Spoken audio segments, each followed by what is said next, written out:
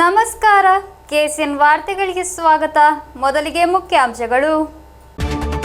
ಹೊಸ ಬಸ್ ನಿಲ್ದಾಣ ಪರಿಸರದಲ್ಲಿ ನಗರಸಭೆಯ ಆಶ್ರಯದಲ್ಲಿ ನಿರ್ಮಿಸಲಾದ ಸ್ಟ್ರೀಟ್ ವೆಂಡಿಂಗ್ ಮಾರ್ಕೆಟ್ನ ಉದ್ಘಾಟನೆ ಶಾಸಕ ಎನ್.ಎನ್. ನೆಲ್ಲಿಕುಂದ್ ಅವರಿಂದ. ಕೇರಳ ರಾಜ್ಯ ಮಟ್ಟದ ಅಂಡರ್ 23 ಕುಸ್ತಿ ಟೂರ್ನಮೆಂಟ್ಗೆ ನೀಡಲಾಯಿತು ಅದ್ದೂರಿ ಚಾಲನೆ. ಕಾಸರಗೋಡು ಅಣಂಗೂರು ಶ್ರೀ ಶಾರದಾ ಸಭಾಭವನದಲ್ಲಿ. ನಾಡಿನಾದ್ಯಂತ ವರಮಹಾಲಕ್ಷ್ಮಿ ಪೂಜೆ ಆಚರಣೆ, ಹಲವಾರು ಮಂದಿ ಭಕ್ತರ ಆಗಮನ.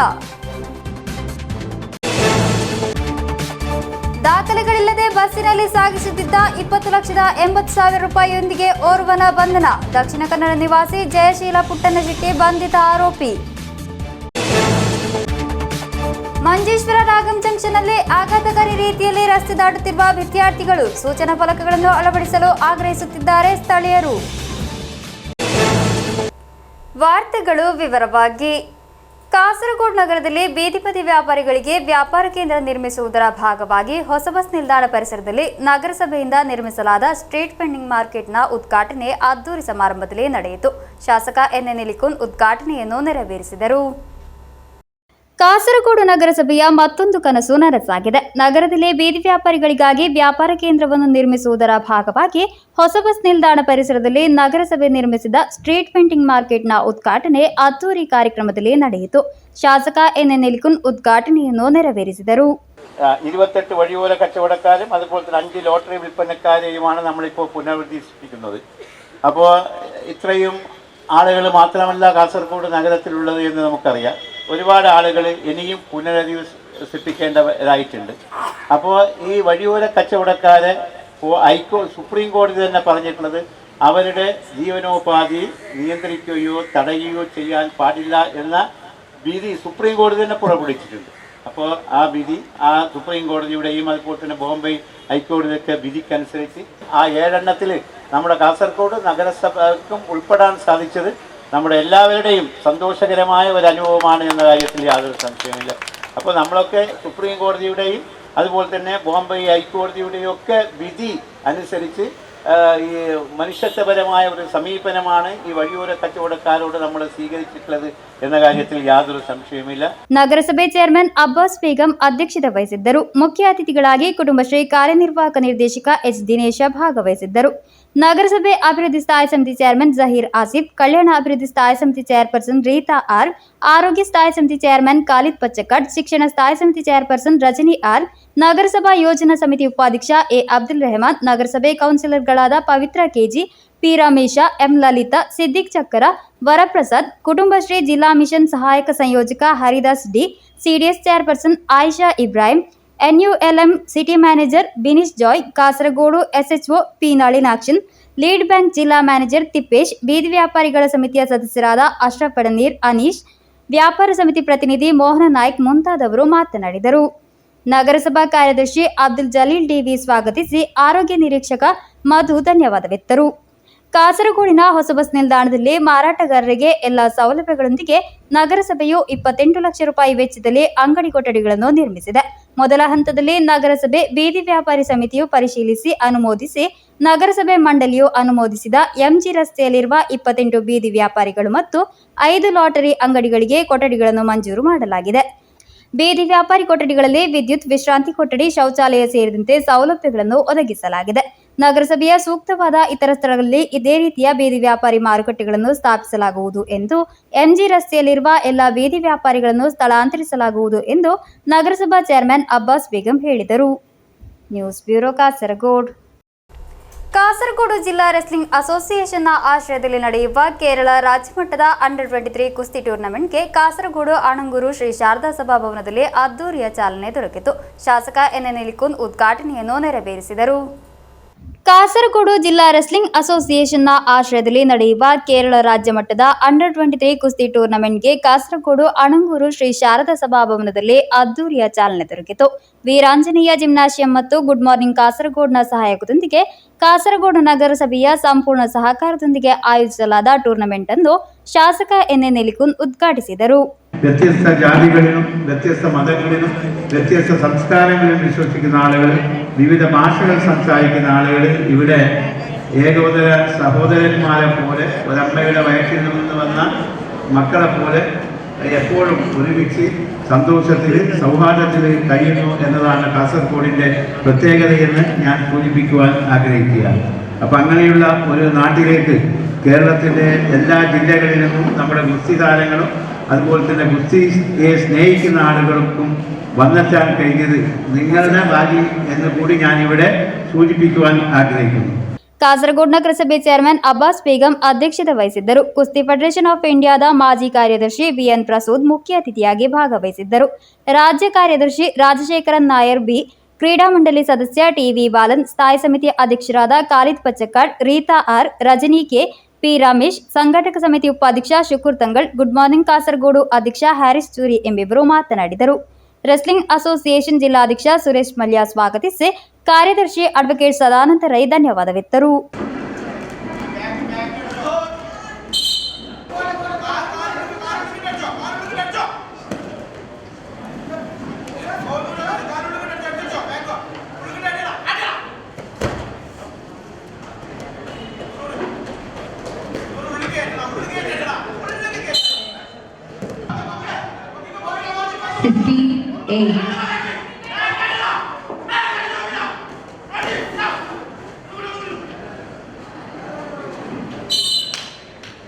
Next bout, Yadav VK Kannur.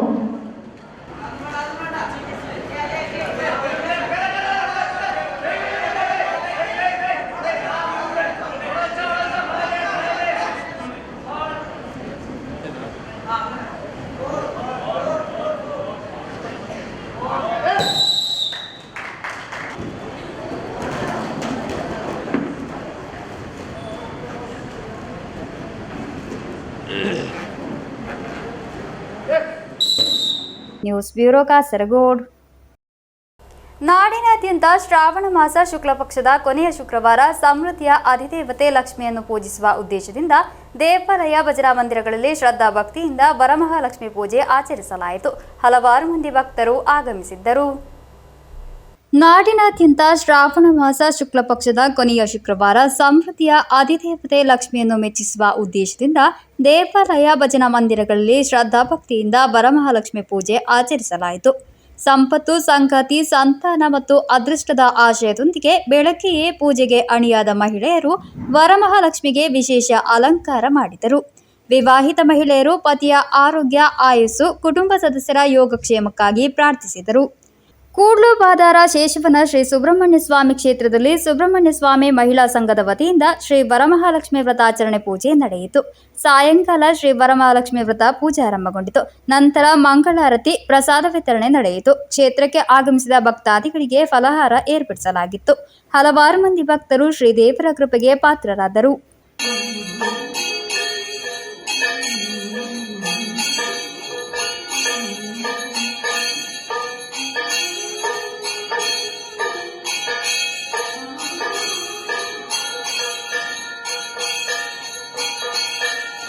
ಹುಲಿಕುಂದು Shri Jagadamba ದೇವಿ ಕ್ಷೇತ್ರದಲ್ಲಿ ಜಗದಂಬಾ ಮಹಿಳಾ ಸಮಿತಿಯ ಆಶ್ರಯದಲ್ಲಿ ವರಮಹಾಲಕ್ಷ್ಮಿ ಪೂಜೆ ಆಚರಿಸಲಾಯಿತು. ಚಂದ್ರಶೇಖರ ನಾಬಡ ವರಮಹಾಲಕ್ಷ್ಮಿ ಪೂಜೆಗೆ ನೇತೃತ್ವ ವಹಿಸಿದ್ದರು. ವರಮಹಾಲಕ್ಷ್ಮಿ ವ್ರತ ನಡೆಯಿತು. ನಂತರ ಮಹಾಪೂಜೆ, ಪ್ರಸಾದ ವಿತರಣೆ ನಡೆಯಿತು. ಹಲವಾರು ಮಂದಿ ಭಕ್ತರು ಆಗಮಿಸಿದ್ದರು. News bureau Kasaragod.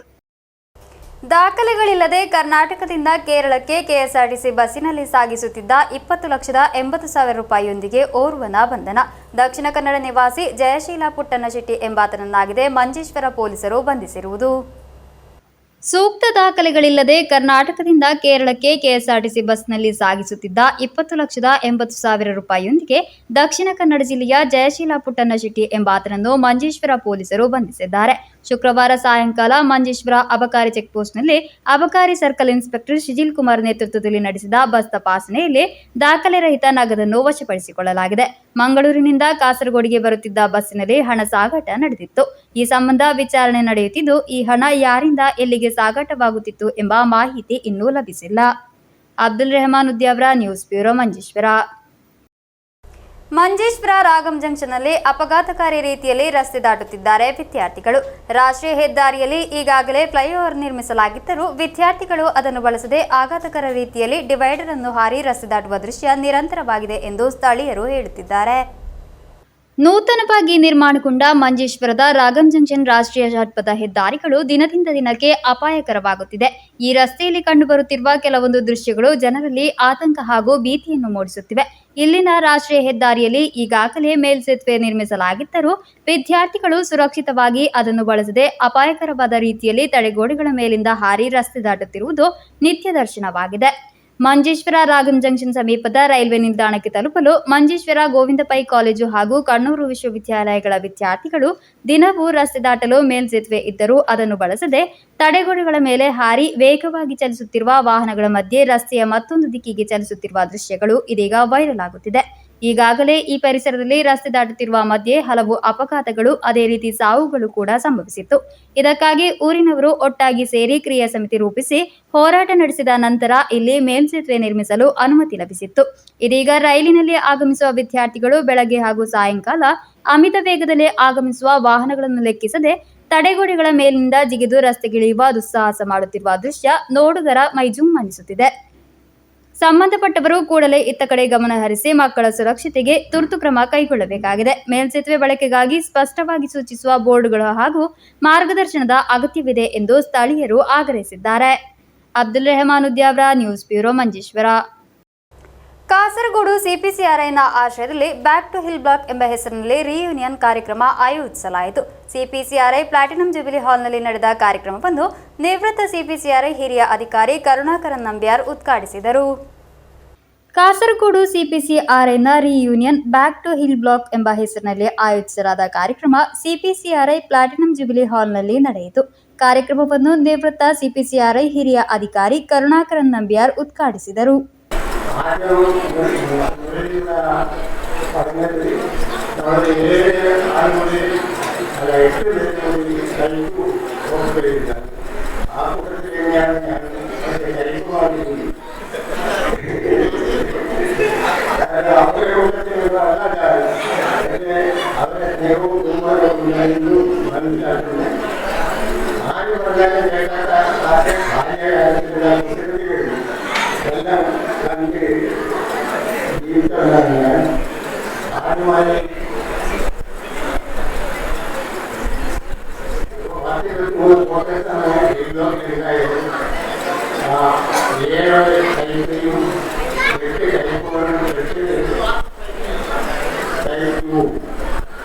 ಸಿಪಿಸಿಆರ್ಐನ ವಿವಿಧ ವಿಭಾಗದ ನಿವೃತ್ತ ಹಾಗೂ ಪ್ರಸ್ತುತ ಉದ್ಯೋಗಿಗಳು, ಅಧಿಕಾರಿಗಳು ತಮ್ಮ ನೆನಪುಗಳನ್ನು ಹಂಚಿಕೊಂಡರು.